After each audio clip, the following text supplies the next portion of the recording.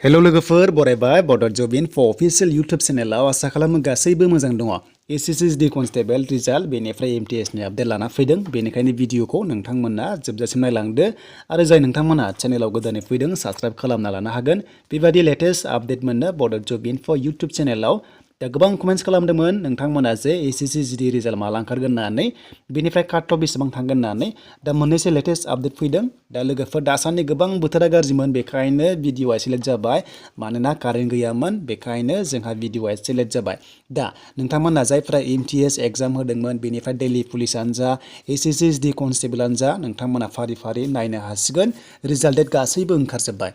दा बेखायनो जों लेटेस्ट निउसाव नायनानै जोङो नायनोसै फैदों मा डेट ओंखारखो आरो नोंथांमोननि रिजाल्टआ माला मोनजोबगोन। दा बिदिब्ला जोङो PDF फाइलखौ डाउनलड खालामबाय। दा PDF फाइलखौ डाउनलड खालामनाय लोगो लोगो बेयाव गासैबो डेटा ओंखारजोब्बाय जे नोंथांमोननि रिजाल्टआ लारि लारि फैगासिनो दङ।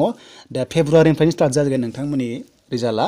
दा बेयाव नायनो हागोन माखासे MTS दङ, combined higher secondary level exam दङ, बेनिफ्राय SI दिल्ली पुलिस दङ, बेनिफ्राय गोबां रोखोमनि दङ।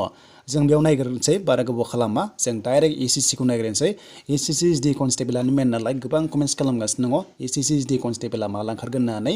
दा जोङो 20 नाम्बार अफ नायनो हागोन सिरियाल नाम्बार 20 आव जे नोंथांमोननि रिजाल्टआ ओंखारगोन बेनो जाबाय 15 एप्रिल 2022।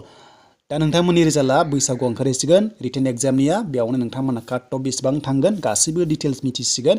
बेनिफ्राय नोंथांमोननि रानिंआ हमना ला मे एबा जुनाव जानायनि चान्सआ दङ। दा बेखायनो जेब्ला रिजाल्ट ओंखारगोन अब्ला नोंथांमोननि ओंखारसिगोन गासैबो डिटेल्सआ। बेनिफ्राय MTS थ' MTSआ 17 नाम्बाराव दङ स' नोंथांमोननि MTS खौ मोनसिगोन नन टेक्निकेल लाइननि बियो माल्टिटास्किं स्टाफ होनना बुङो जायफ्रा टायार 1 पेपार 1 एग्जाम होदोंमोन बेनि रिजाल्टआ 28 नैबे मासनि 28 आव ओंखारगोन फेब्रुवारियाव स' नोंथांमोना नायनो हासिगोन।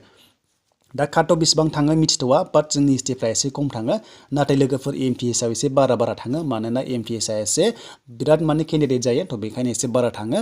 ओमफ्राय नैबे SSC कनस्टेबलआ एसे खम थांगोन मानोना नेगेटिभ मार्किं दंखायोमोन आरो लोगोसे फार्स्ट टाइम नेगेटिभ थानाय SSC कनस्टेबल दा काट अफआ बेसेबां थांमारो स' नोंथांमोना फैबाय थानाय समावहाय मिथिसिगोन।